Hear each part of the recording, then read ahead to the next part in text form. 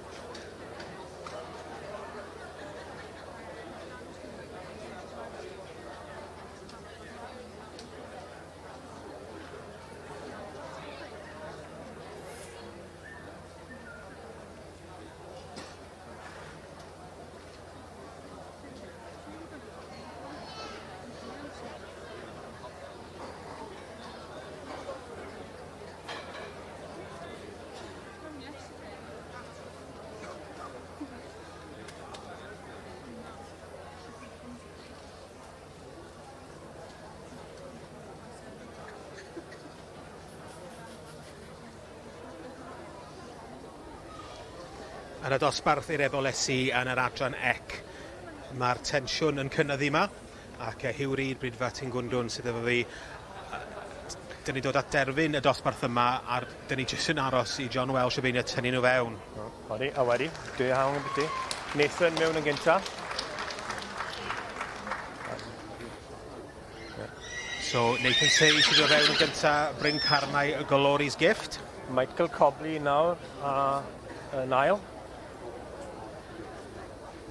Claire Pierce Morgan yn drydydd.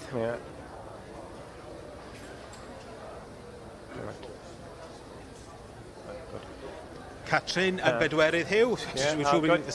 Fi'n hapus iawn efo hynna. Ys da ni di... Ori.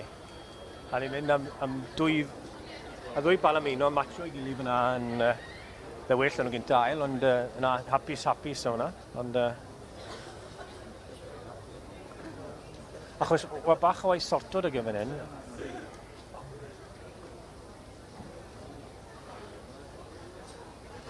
Wel... Achos mae pob un yn siarad ti fas, beth ti'n meddwl o Eboles so and so, beth ti'n meddwl am hwnna. Ond pam ti'n gweld nhw yn y flesh, prynu yma fe.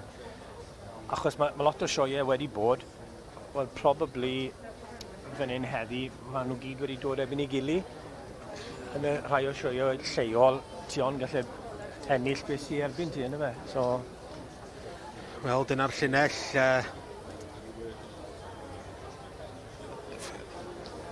Dyna'r gosodiadau. Fel ag yma y beiriau Mr John Welsh wedi gweld nhw. Ac...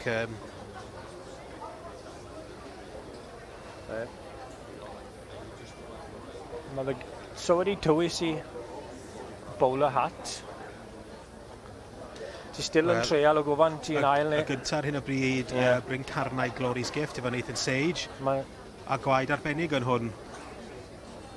Wrth y march Roswyn Gladiator. A moyn nhw troi nawr ar ei ochrau. Tensiwn. Wel, drosodd eto, mae... A mae'n rhaid y tri cynta, mae wedi gofyn i'r tri cynta troi. Bod e lle gweld nhw o'i ochrau. Mae'r drydydd yn cael golwg o lew gyda fe hefyd. Odi. Wel, mae'r het wedi diosg.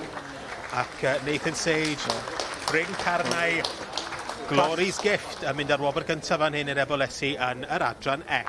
Clas neis yna, pob parchu'r... Yn ail, Michael Cobley. Ac yn drydydd, Claire Pierce Morgan yn dangos ar ran Ben Orchard. And the first prize in this class is awarded to exhibit number 1078. Bryn Carnau, Glory's Gift yn ennill y dosbarth i'r Ebolesi fan hyn yn yr adran ec. Allan gyfeilliadau, mae wedi bod yn dosbarth diddorol iawn I ddilyn ac dyn ni wedi mwynhau yn fawr iawn.